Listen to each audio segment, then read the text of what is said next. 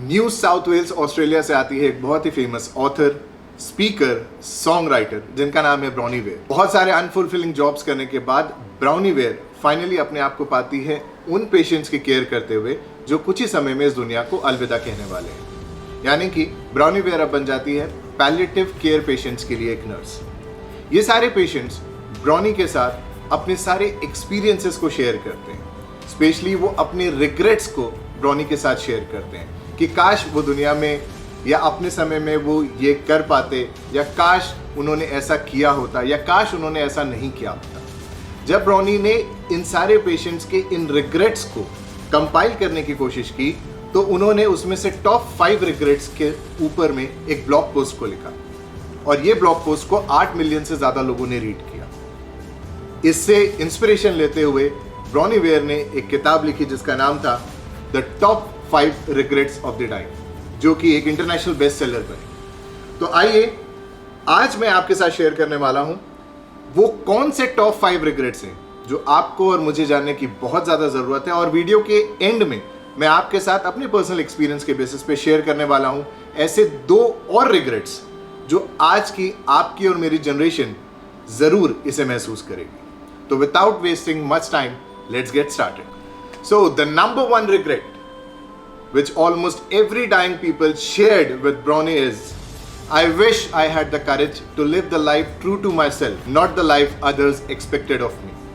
यानी कि काश मुझ में ये हिम्मत होती कि मैं अपनी जिंदगी अपने मुताबिक जिया होता, ना कि लोगों की एक्सपेक्टेशंस के हिसाब से। कितनी सही बात कही है। बहुत सारे लोगों के अंदर यही रिग्रेट हमेशा रह जाता है कि काश वो अपनी जिंदगी अपने हिसाब से जिए होते। यानी कि जब भी हम अपनी जीवन की शुरुआत करते हैं तो शुरू से ही हमारे अंदर हम जी रहे होते हैं अपनी जिंदगी expected out of our parents. हम अपने पेरेंट्स के हिसाब से अपनी जिंदगी जीते हैं। जैसे जैसे बड़े होते जाते हैं अपने फ्रेंड्स के हिसाब से, अपने टीचर्स के हिसाब से, फिर जब हम जॉब में आते हैं तो अपने बॉस के हिसाब से, अपने कलीग्स के हिसाब से, अगर बिजनेस में होते हैं तो अपने एम्प्लॉयज़ के हिसाब से, जब शादी हो जाती है तो अपनी वाइफ के हिसाब से, उसके बाद अपने बच्चों के हिसाब से। यानी कि पूरी जिंदगी भर हम अपनी जिंदगी किसी ना किसी के हिसाब से जी रहे होते हैं। वो लोग जो हमसे एक्सपेक्ट कर रहे होते हैं हम उसके अकॉर्डिंगली अपनी जिंदगी को जीने की कोशिश करते हैं। और अंत में हमें ये रियलाइज होता है कि यार मुझे तो अपनी जिंदगी ऐसी जीनी ही नहीं थी।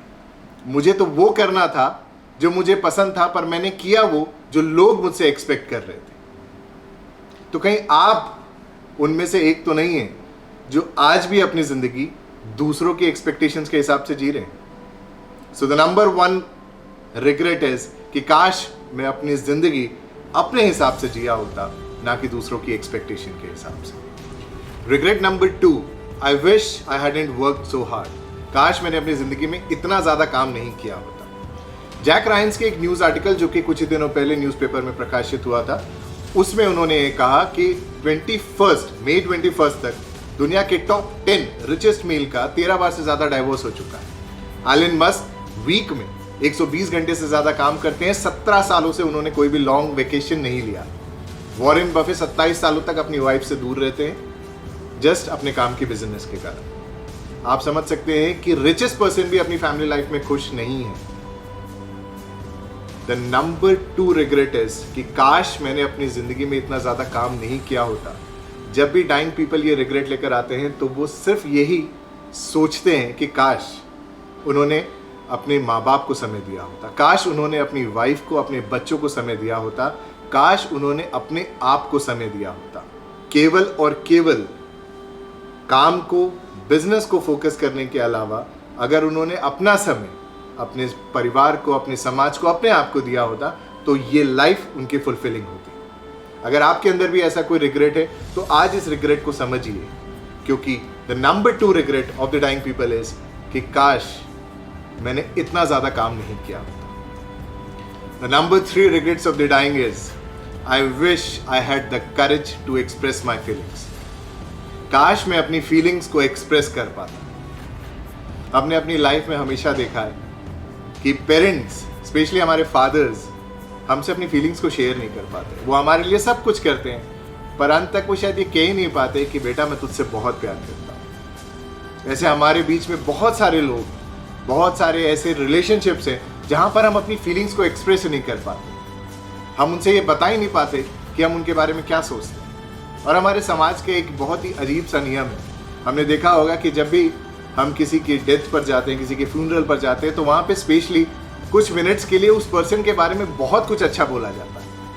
जब हम उस फ्यूनरल में खड़े होते हैं तो हम उसके बारे में बहुत सारी अच्छी अच्छी बातें कर रहे होते हैं, पर ये सारी बातें हम उस समय क्यों नहीं करते जब वो पर्सन हमारे साथ में होता है, हमारे सामने होता है। शायद हम ये करेज ही नहीं उठा पाते कि हम अपनी फीलिंग्स को उसके साथ एक्सप्रेस कर पाए। तो आज मैं आपसे एक रिक्वेस्ट करता हूं कि अगर आप किसी के लिए भी कोई भी फीलिंग्स रखते हैं, किसी से कुछ कहना चाहते हैं, तो उस फीलिंग्स को एक्सप्रेस करिए, क्योंकि the number 3 regret of the dying people is I wish I had the courage to express my feelings. अगर मैं आज आपसे कहूं कि वो 5 मोमेंट्स को आप रिकॉल करिए, याद करिए कि जब आप दिल खोल कर हंसे हो, ऐसे हंसे होंगे कि आप शायद जमीन पर गिर गए होंगे, आपके आंखों से आंसू आ गए होंगे। और जब आप ऐसे 5 मोमेंट्स को याद करेंगे तो मैं दावे के साथ कह सकता हूं कि उनमें से कम 3 तो ऐसे मोमेंट्स होंगे जो आपने अपने बेस्ट फ्रेंड्स या अपने फ्रेंड्स के साथ बिताए।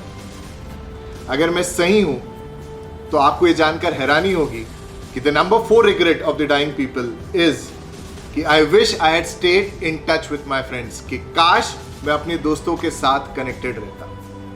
बचपन से ही हमने देखा है कि बचपन में तो हमारे बहुत सारे फ्रेंड्स होते हैं, पर जैसे जैसे हम बड़े होते जाते हैं हमारी स्कूल लाइफ में फ्रेंड्स कम होना शुरू हो जाते हैं। जब हम कॉलेज में पहुंचते हैं तो और कम हो जाते हैं। जब अपने बिजनेस लाइफ में आते हैं या जॉब की लाइफ में आते हैं तो अगेन कम हो जाते हैं। और शादी के बाद तो हम बहुत ही एक लिमिटेड सर्कल में आ जाते हैं।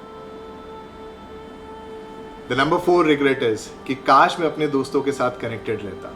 लोगों को ये आखिरी तक ये चीज़ खलती है कि काश वो अपने दोस्तों के साथ कनेक्टेड रहते, उनके साथ अपनी फीलिंग्स को शेयर कर पाते, अपने दुखों को, अपनी खुशियों को शेयर कर पाते।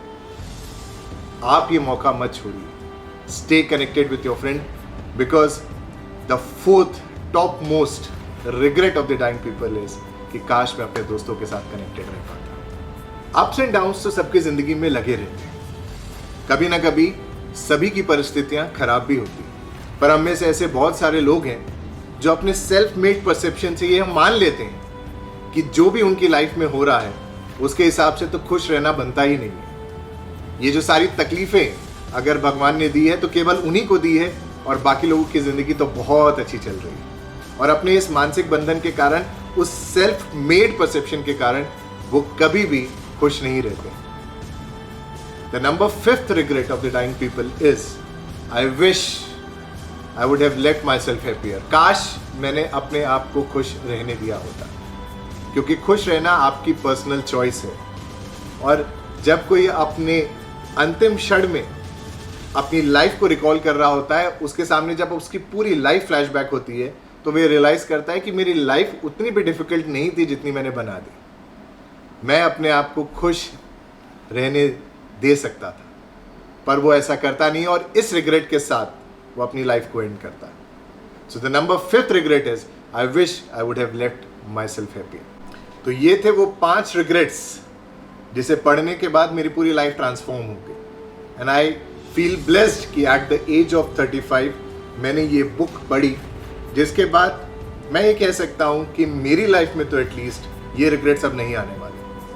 पर मैंने ये भी रियलाइज किया अपने पर्सनल लाइफ एक्सपीरियंस के बेसिस पे कि ये जो आज की हमारी जनरेशन है, आप और हम हैं, इनका लाइफस्टाइल अलग है, इनका जीने का तरीका अलग है, इनका सोचने का तरीका अलग है। और हमारे पास द फ्लो ऑफ इंफॉर्मेशन आज की डेट पर जितनी है, शायद पहले ज़माने पर इतनी इंफॉर्मेशन नहीं होती। तो इन सब लाइफ एक्सपीरियंस के बेसिस पे, जैसा कि मैंने आपको प्रॉमिस किया था कि मैं 2 ऐसे रिग्रेट शेयर करने वाला हूँ जो शायद आप और हम, हमारी जनरेशन जब अपने डेथ बेड पर होगी तो ये रिग्रेट वो फेस करें। So the number 6th regret जो हम अपने टाइम पर देखने वाले हैं वो है आई wish I would have learned from the mistakes of others. काश मैं दूसरों की गलतियों से सीख पाता। मेरी पर्सनल लाइफ एक्सपीरियंस ये कहती है कि इंसान कभी भी दूसरों की गलती से नहीं सीखता। वो हमेशा जब तक खुद गलती नहीं करता है तब तक नहीं सीखता।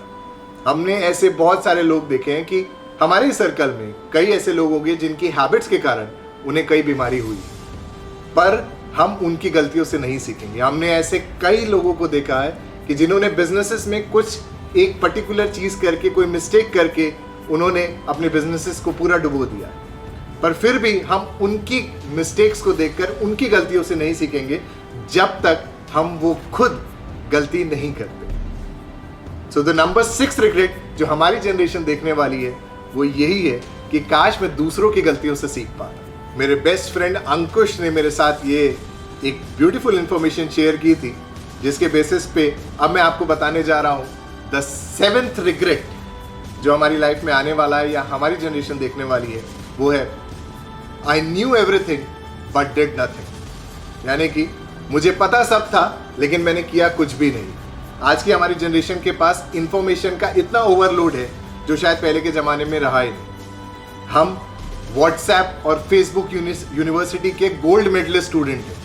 हमारे पास इतनी इंफॉर्मेशन है कि हमें ये सब पता है कि हमें कितना पानी पीना चाहिए, वर्कआउट करने से क्या फ़ायदा होगा, मेडिटेशन करने से क्या होगा, फ्रूट्स हमें कब खाना चाहिए कब नहीं खाना चाहिए। इनफैक्ट कोविड के टाइम पे तो हर घर पे एक डॉक्टर था।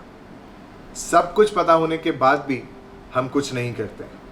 हमारी जनरेशन का, मैं दावे के साथ कह सकता हूँ, आप सब मेरे साथ इस चीज़ पर एग्री करने वाले हैं कि जब हम अपने डेथ बेड पे होंगे हम ये ज़रूर रियलाइज़ करेंगे कि I knew everything but did nothing.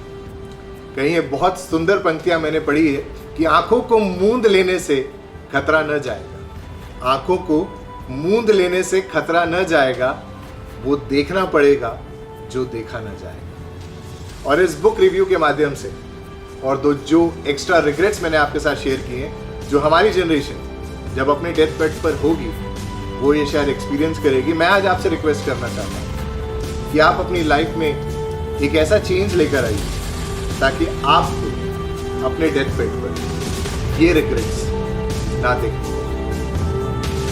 तो अगर आपको मेरा ये वीडियो, ये बुक रिव्यू अच्छा लगा तो प्लीज़ आप इसे लाइक करें, शेयर करें एंड सब्सक्राइब करें, और ऐसे ही रियल लाइफ कंटेंट के लिए मेरे साथ जुड़े रहें। मैं हूं डॉक्टर अरविंद सिंह टुटेजा, ए पॉजिटिव।